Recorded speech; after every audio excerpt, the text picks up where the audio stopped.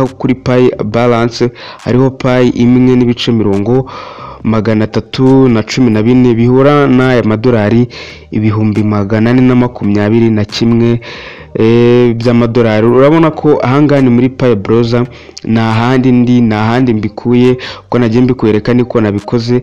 Rero urabona ko ibintu byose ndizera ko umeze neza, ndakuramukije aho waba uherereye hose unkurikiye kuri microphone. Nge nitwa Brenda. Uyu munsi tugiye kurebera hamwe, ngiye kukwereka, ndagira ngo unize iminota 2 gusa kugira ngo nkwereke agaciro ka pay kugeza kuri aka kanya aho bigeze ubu ngubu, kuko dufite makuru menshi agiye atandukanye avuga kuri GCV, aho kugeza aka kanya GCV ubu ngubu yamaze kwemezwa muri blockchain. Rero uyu mwanya nari ndagira ngo mbikwereke, unize iminota 2 gusa kugira ngo tugendanire hamwe. Ikintu cya mbere urasabwa no kuba ufite pay browser. Ndakeka ko ahangaha nta muntu waba uhari udafite pay browser. Uraza kwinjira muri pay browser, ukimura kwinjiramo uraza guhingukira kuri dashboard imeze gutya, hanyuma uraza ukanda hano kuri pay apps. Numara gukandaho utegerezeho gatoya bitewe na internet ufite, biraza kuza kwirodinga. Mu by'ukuri iyi nama irimo iraba iri kuzana ibintu byinshi bigiye bitandukanye. Nta kindi uraza kuza guhita ukora, uraza guhita uzukanda hano kuri mainnet apps. Numara gukandaho urabona ko duse duhingukira ahantu hameze gutya. Nta kindi uraza kuza gukora, uraza hano mu ishakiro hano hejuru wandikemo ngo pay with pay, hanyuma rero ushakishe. Uraza kuza guhita uhingukira ahantu hameze uku nguku. Urabona ko hano dufitemo pay with pay. Aha hambere hari stack handitse 1840 bya pi. Uraza kuza ukandeho. Numara gukandaho, ngiye ntago nje kuza ngo nkwereke ibingibi biri ahangaha, ahubwo ngiye kukwereka agaciro ka pay ahantu biri, ahantu hari kubera ibintu bishyushye, ahantu rwahiriye. Ngese rwahiriye dore nahangaha turi. Uraza guhita ukandaho, hanyuma uraza guhita ukanda hano nkweretse hano hari open apps, hanyuma wemere amategeko n'amabwiriza, hanyuma ukande kuri open apps. Uraza kuza gutegerezaho gakeya bitewe na internet ufite, biraza kuza guhita birodinga pay. Nkeka ko ubu ngubu umuntu utaremeranyaga na GCV aka kanya, nkeka ko atari ko ubu ngubu yavuga, kuko ibintu byose biri muri blockchain byamaze kwemezwa. Kugeza kuri aka kanya ibintu byose byamaze kwemezwa, ahubwo utaremera aka kanya nkeka ko nawe agiye guhita yemera. Nkuko ubibona, urabona ko duhise duhinguka ahantu hameze uku nguku. Internet kimara kujyaho, urabona ko ahangaha ni muri pay browser. Nshuti yanjye, ahangaha ni muri pay browser, niho ibintu byose biri kubera, niho hahiriye, niho ruri gukongokera, niho ibintu byose biri. Urabona ko ahangaha ni muri pay browser. Urabona ko igiciro cya pay imwe, urabona ko ahangaha kuri pay balance hariho pay imwe n'ibice 314 bihura n'aya madolari ibihumbi 421 by'amadolari. Urabona ko ahangaha ni muri pay browser, n'ahandi mbikuye uko nagiye mbikwereka niko nabikoze. Rero urabona ko ibintu byose bimaze kujya ku murongo. Ahangaha ni muri pay browser, nkuko nabibabwiye muri video zashize. Tuzasabwa kwikonegita kuri pi, urukubona bibonamo hano hejuru ngo connect pi, ariko aka kanya wikonegita kuri pi kuko nago turasabwa kuba twakonegita kuri pi. Nkuko uri kubibona hano hasi hari send, receive, pay, exchange ndetse na scan. Ndagira ngo tugendane akantu ku kandi kuri iyi kugira ngo tumenye send, receive, pay, exchange ndetse na scan. Reka dukanda hano kuri Pi, ni ukugira ngo nkwigishe akantu ku kandi hato na hato, igihe kitazagera ugasanga urimo urabaza ngo ibintu bigenda gute. Urabona ko maze gukanda kuri send, urabona ko hano wazanye ngo UPI tumenyeye ko ari ibintu by'ibyangombwa by'ubutaka. Abantu batajya bemera, ndakeka ko bagomba kwemera. Ahangaha hano ni UPI. Urabona tuze dukanda hano kuri Pi, wenda tuvuge ugiye kohereza umuntu, nuguhita ufata address yakoherereje, hanyuma hano ukaza ukayipestingamo. Ahangaha wamara kuyipestingamo, hano ukaza ugashyiramo pi ugiye kumwohereza, hanyuma ugahita ukanda kuri send coins. Noneho hano hari na wallet. Hano wallet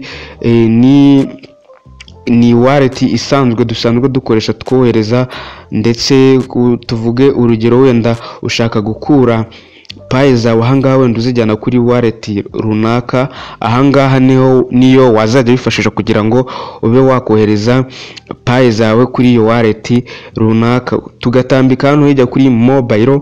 Ahangaha ushobora gushyiramo nimero yawe ya telefoni, yanjye niba utafite iri no kuri WhatsApp, reka nze nyishyiremo ahangaha, ukandikamo ati wenda urugero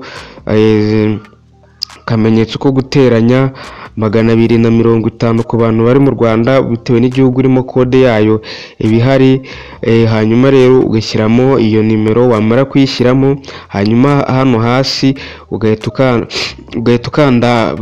ushyiramo Pi ushaka kohereza, hanyuma ugakanda send. Ku bantu bifuza nimero yanjye WhatsApp ni ngiyi hano hejuru, wanyandikira maze ngaguhereza na staking ziri gukora ibintu neza muri iyi minsi. Urabona ko ahangaha wahita ushyiramo na Pi ushaka kohereza, hanyuma ukaba watunga Pi zawe kuri mobile telephone. Kugera kuri aka kanya izi charge zose ntago zirakora. Igihe cyo gukora zizagera igihe tuzaba twamaze kwikonegita na Pi network. Ugatambika hano hijya hari card. Ahangaha ku bantu bakoresha amabank hari akadi. Nkeka ko iyi nama kuri uyu munsi, uyu ni umunsi wayo wa kabiri, nkeka ko biraza kuza no kuvugirwamo uburyo tugomba kuzajya dukoresha amakadi kugira ngo bijye bitwohera mu guhayesha. Ahangaha ufite ikarita ya banke, ahangaha urahije ugahita ushyiramo card number, abantu bazifite murabizi. Hanyuma hano hasi ugahita ushyiramo Pi ushaka gushyira kuri iyo kadi, ku buryo izo Pi zawe zigomba kugenda zikajya kuri iyo kadi yawe, kujya wajya muri banke ukaka amafaranga, ugahabwa amafaranga ushaka biturutse kuri Pi coins. Urabona ko ni ibintu byiza cyane. Ukamanuka hano hasi, hano ni kuri receive. Ahangaha ni handi uba ugiye kwakira. Ahangaha urabona ko bari kukubwira ngo receive in Pi coin GCV, akira iyi coin ya Pi wifashishije GCV. Ushoboye kwakira fiat, ubwo ni amafaranga aho waba uherereye hose mukoresha muri icyo gihugu. Bagahita bashyiraho urugero hano hijya ku ruhande, hano bagahita bavuga ngo rate ya 1 piko ingana na S3141590 GCV. None se bantu banjye, ibi bintu ndimo ndabihimba cyangwa ndi kubikura mu mutwe wanjye, cyangwa ndi kubikura muri Pi Browser? Igisubizo nuko ndi kubikura muri Pi Browser. Ahantu hose niho biba biri. Ibisinge wabishizemo, nawe ugiye ugafata telefone yawe wabishyiramo, wagenda ukabikora ukabyibonera. Ni ibintu byoroshye cyane, nakugayedingaga. Ahangaha waba ugiye kwakira Pi, uri kubona ko bari kuvuga ko Pi n'ubundi imwe ko ari amadolari 314,159, bagahita bashiraho ngo GCV. Ibi si twebwe twabikoze, ahubwo ni kwa team. Noneho hano hasi ugahita uza hano kuri Pay. Ahangaha bivuze ko ni ukwishyura. Hano ni UPI. tuzasobanurwa uburyo tuzajya tubigenza. Hano ugashyiramo, hano hijya ni card, ugahita ushyiramo ya karita ya banke yawe, hanyuma ukaba Pi zawe wazikora muri Pi Browser kuri wallet, hanyuma ukazohereza kuri kadi yawe. Nkeka kanga twese tugomba kuzagira kadi. Hano ni Pi coin. Urabona ko n'ubundi hano kuri Pi coin bari kukubwira ngo ugiye kwishyura Pi. Ku bantu bazajya nako twese niko tuzajya tubigenza ku bantu bazajya bajya guhaha. Ku bantu bazajya bajya guhaha ni uko nguko bazajya babigenza, bazajya bakubwira ngo rate ya 1 payi cyangwa se ikigereranyo cya payi cyangwa se igiciro cya payi ni GCV. Urabona ko bingana n'ibihumbi 314,159. hanyuma rero ugashyiramo umubare wa payi ushaka kohereza, hanyuma ugahita ukanda hano kuri pay with pi coin. nuko nguko rero tuzajya tubigenza. hano hakabamo exchange, bivuze ko ni ukugenda umuntu ahinduranya. tuvuge wenda ufite payi wenda ushaka kuba wahinduramo iyindi coin, wenda urugero nka Ethereum, Bitcoin ndetse n'izindi nyinshi cyane zigiye zitandukanye. nuko ugakanda ahangaha kuri exchange, hanyuma rero bagahita bakubwira ko n'ubundi exchange rate ya 1 payi ari GCV. ndakeka ari ibintu bigaragara, sinzi aya mafaranga yo hasi ngo ni ayahehe. urabona ko ho ni miliyoni menshi cyane. urabona ko hano hazaba ahangaha harimo no gukombata. urabona ko hano harimo amanayira, ayangaya ni amafaranga akoreshwa mu bihugu cyane cyane byo muri Afurika y'Uburengerazuba, ndetse urabona ko hano harimo na USD. urabona ko crypto cyangwa se fiat converter, ugahita ushyiramo hano payi ushaka gukomvata, hanyuma rero wamara kuzishyiramo ugahita ukanda hano convert. urabona ko ugiye gukomvata payi ebyiri zahura n'ibihumbi 328,318. ibi si njyewe uri kubyihimbira, ibi ngibi ndi kubikura muri Pi Browser, nta handi biri kuva. nkeka ko musobanuriye ikintu icyo ari cyo cyose kijyanye n'ahangaha muri Pi Browser, by'umwihariko kuri iyi GCV.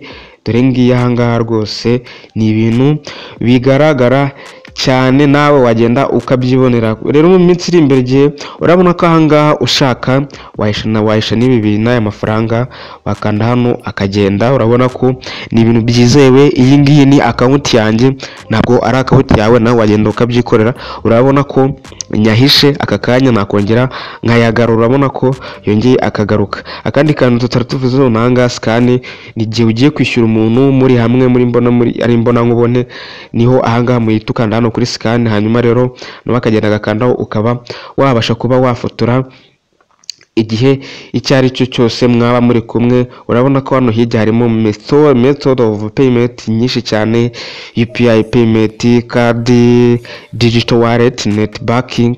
mu by'ukuri ibi ni ibintu byiza cyane turi kubona muri uyu mushinga wacu wa Pi Network. nkeka ko utaremeraga aka kanya amaze kwibonera. ni ibintu bigaragara, ni ibintu bigaragarira buri wese, aho bigaragara buri wese, aho umuntu uwo ari wese nawe wagenda ukabyikorera. Ciao ndabakunda cyane.